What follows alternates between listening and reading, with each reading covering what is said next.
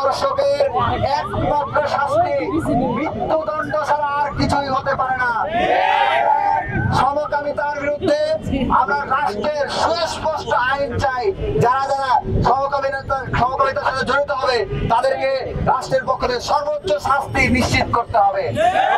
ঢাকা বিশ্ববিদ্যালয়ে এলজিবিটিকিউর কোন ঠিকানা ঢাকা বিশ্ববিদ্যালয়ে হতে দেওয়া হবে না। ঢাকা বিশ্ববিদ্যালয়ে আইন করে এলজিবিটিকিউর বিরুদ্ধে শাস্তিযোগ্য অপরাধ হিসেবে নির্ধারণ করতে হবে। কার ইশারায় রাষ্ট্র তার রিমান্ডের আবেদন করলই না? এটি একটি বৃহৎ ষড়যন্ত্রের অংশ। তাকে কোন রাজনৈতিক গোষ্ঠী পার পাইয়ে দেওয়ার জন্য শেল্টার দিচ্ছে।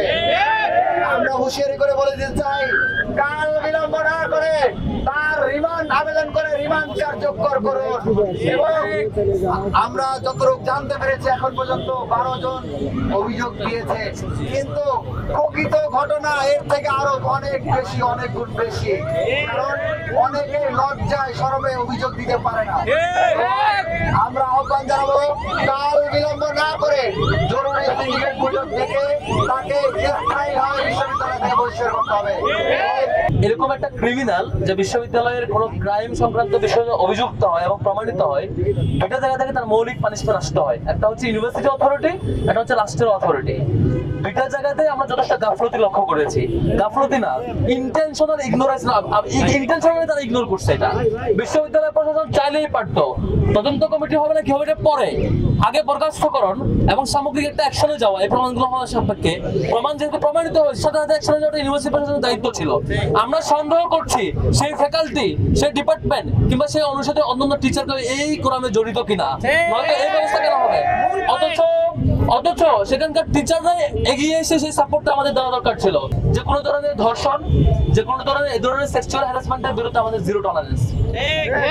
শিক্ষক, কর্মচারী কিংবা যে কোনো ধরনের হ্যারাসমেন্টের ঘটনা ঘটুক না কেন, যার মাধ্যমে হোক না কেন, সে যত বড় প্রভাবশালী হোক না কেন, তার শিকড় আমরা উপড়ে ফেলবো এখান থেকে।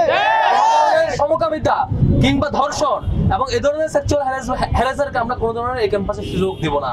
তার সর্বোচ্চ যে পানিশমেন্ট হওয়া উচিত, সেটি না হলে এই গরিমসির পিছনে যারা জড়িত থাকবেন, সে শিক্ষক কিংবা কর্মকর্তা, তার বিরুদ্ধে আমরা যথেষ্ট অ্যাকশনে যাবো ইনশাআল্লাহ।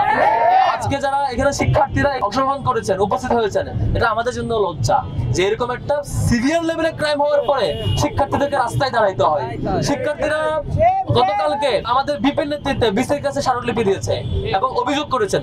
অভিযোগ জানানোর পরও এখনো পর্যন্ত অ্যাকশনে না যাওয়া এবং ইউনিভার্সিটির প্রশাসন চুপচাপ থাকা, চুপ থেকে এখনো অপেক্ষমান রাখা, শিক্ষার্থীদেরকে রাস্তায় আসতে বাধ্য করা, এটা পুরোটাই সিস্টেমেটিক লস এবং আমাদের জন্য লজ্জার।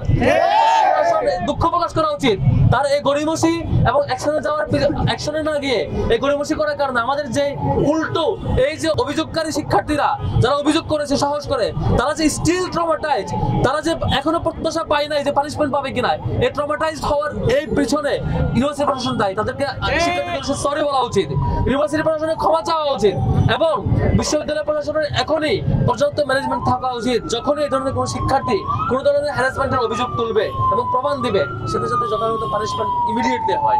আমরা আজকের এই সমাবেশ থেকে এবং আমাদের ডাকসুর পক্ষ থেকে এই আহ্বান জানাবো, এই ধরনের এই অভিযোগে অভিযুক্ত ব্যক্তির যেহেতু সকল অভিযোগ প্রমাণিত হয়েছে এবং প্রমাণগুলো সবার সম্মুখে প্রমাণিত এবং তিনি স্বীকারও করেছেন, এখন বিশ্ববিদ্যালয় প্রশাসন অতি দ্রুত এটার ব্যবস্থা নিতে হবে এবং বিশ্ববিদ্যালয় প্রশাসন তাকে চাকরি থেকে বরখাস্ত করা সহ আর যত লেভেলের পানিশমেন্ট দেওয়া দরকার, পাশাপাশি এই যে ভিকটিম যারা ছিল, ভিকটিমদের সকল প্রকারের ক্ষতিপূরণ ইউনিভার্সিটি প্রশাসনকে দিতে হবে এবং পাশাপাশি রাষ্ট্রকে সরকারের জায়গা থেকে যে পানিশমেন্ট হওয়া উচিত, যে প্রক্রিয়া হওয়া উচিত, অতি দ্রুত সেই পানিশমেন্ট নিশ্চিত করা, যাতে করে আমাদের কোনো পর্যায়ে কোনো ভিকটিম আর কখনো আশাহত না হয়, কোনো পর্যায়ে কোনো ভিকটিম কখনো ট্রমাটাইজ হয়ে চুপচাপ বসে থাকতে বাধ্য না হয়, যে যাতে তিনি সাহস করে অভিযোগ দিতে পারেন এবং পানিশমেন্ট নিশ্চিত হয়, সেই বিষয়টা আস্থা অন্তত পায়, সে আশ্বাস, সে বিশ্বাস রাখতে চায়।